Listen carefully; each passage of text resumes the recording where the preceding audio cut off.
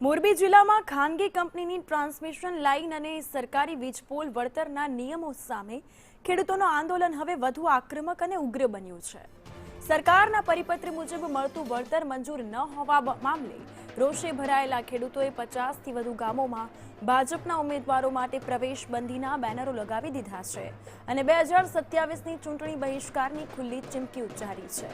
આંદોલનને વેગ આપવા અને જીત પર સત્યાગ્રહ છાવણીને સમર્થન આપવા માટે આજે રાષ્ટ્રીય ખેડૂત નેતા રાકેશ ટિકૈત અને ચૌધરી યુદ્ધવીરસિંહ મોરબી પહોંચ્યા કે જ્યાં જાહેર સભાને સંબોધશે અને આ પગલે હવે વહીવટી તંત્રમાં પણ દોડધામ મચી છે। વધુ અપડેટ્સ માટે મોરબીથી અમારા સંવાદદાતા જગદીશ ફોન લાઈન પર જોડાઈ ગયા છે। જગદીશ, જે પ્રકારે અત્યારે ખેડૂતોએ 2027ની ચૂંટણી બહિષ્કારની ખુલ્લી ચેતવણી આપી છે અને ચીમકી ઉચ્ચારી છે અને ખાનગી કંપનીની ટ્રાન્સમિશન લાઇનને હાલ ખેડૂતો રોષે ભરાયા છે, શું છે આ સમગ્ર મામલો?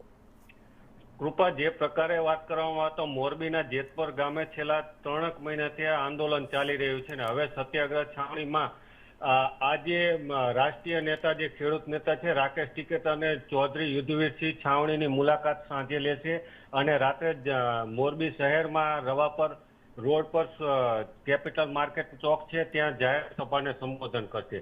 સાથે જ વાત કરવામાં તો આજે રાત્રે મોરબીના આંદરણા ગામે ખેડૂતોના વીજપોલ બાબતે જે જાહેર સભા યોજાઈ હતી જેમાં મોટી સંખ્યામાં ખેડૂતો એકઠા થયા હતા। સાથે જ વાત કરવામાં આવે તો અત્યાર સુધીમાં લગભગ 50થી વધુ ગામોમાં ભાજપના જે ઉમેદવાર છે 2027માં તેઓને પ્રવેશબંધીના બેનરો લાગી ગયા છે। ખાનગી કંપની ટ્રાન્સમિશન લાઇન વિરુદ્ધ ચાલતા આંદોલનને હવે રાજ્યભરના ખેડૂતો સમર્થન આપી રહ્યા છે અને આ સત્યાગ્રહ છાવણીને લઈ હવે ખેડૂતો અલગ અલગ ગામોમાં પહોંચી રહ્યા છે, ખેડૂતોને જાગૃત કરી રહ્યા છે અને સભા યોજી અને ખેડૂતોને મોટી સંખ્યામાં સમર્થન પણ આપી રહ્યા છે। કૃપા, બિલકુલ, તમામ માહિતી અપડેટ્સ બદલ આભાર।